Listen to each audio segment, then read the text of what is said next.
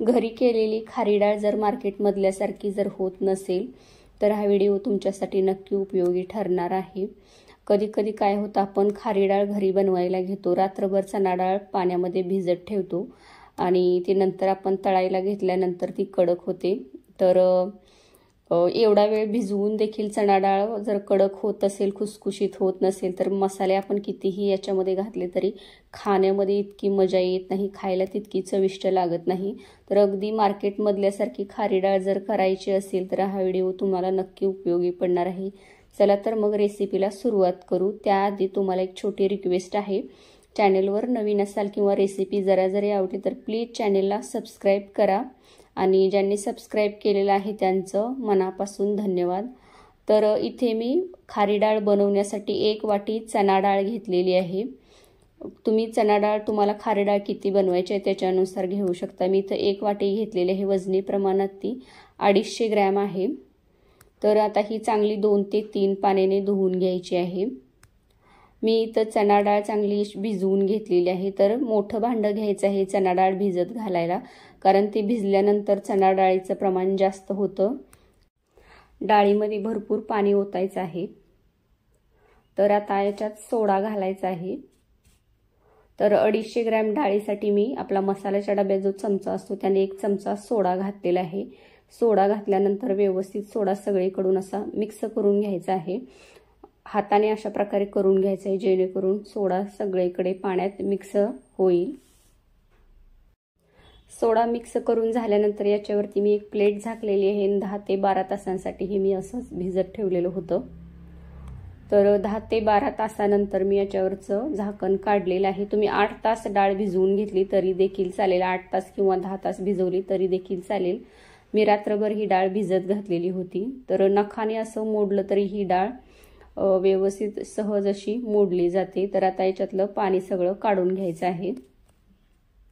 डाळीतलं पाणी काढून घेतलेलं आहे। डाळ आहे ती अशा प्रकारे चाळणीवरती काढलेली आहे, म्हणजे एक्स्ट्राचं जे पाणी आहे ते सगळं निथळून जाईल। डाळीतलं पाणी सगळं काढून घेतलेलं असलं तरी देखील डाळ अजून ओलसर आहे, म्हणून आपल्याला याच्यातलं सगळं पाणी सुकवून घ्यायचं आहे। पाणी पूर्णतः काढून डाळ कोरडी करून घ्यायची आहे, म्हणून मी इथं सुती कापड घेतलेलं आहे, जाड कापड घ्यायचं आहे आणि डाळ थोडीशी पुसून घ्यायची आहे। थोडीशी अशा प्रकारे कोरडी करून घ्यायची आहे। डाळ मी थोडीशी अशा प्रकारे कपड्याने पुसून घेतलेली आहे। आता ही डाळ आपल्याला पसरवून घ्यायची आहे या कपड्यावरती फॅन खाली थोडा वेळ, एक 4 ते 5 मिनिटं आपल्याला ही कोरडी करून घ्यायची आहे। तर एक 4 ते 5 मिनिटासाठी मी हे असंच ठेवून दिलेलं होतं।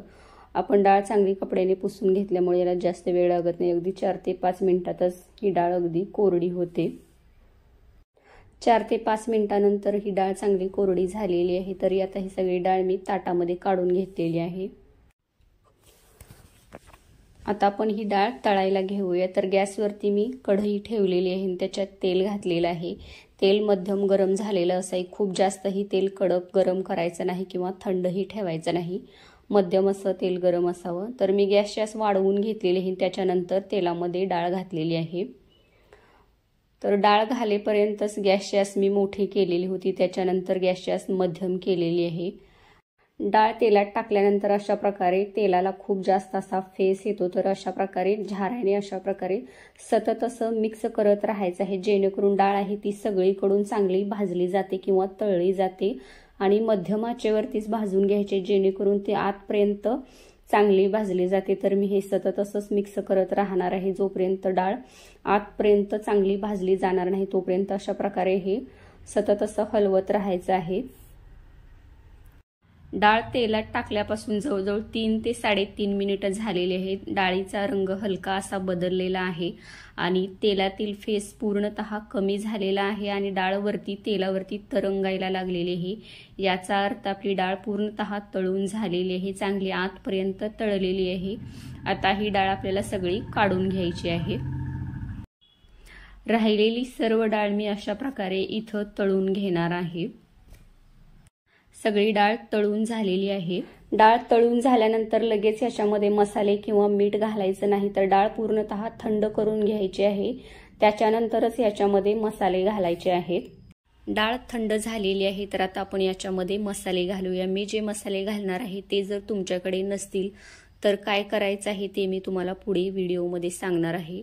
तर मसाल्याच्या डब्यात जो चमचा असतो त्याने 1 चमचा लाल काश्मीरी मिरची पावडर घातलेली आहे, 1 चिमूटभर हळद घातलेली आहे, 1 चमचाला थोडंसं कमी काळं मीठ घातलेलं आहे, चाट मसाला 1 चमचा।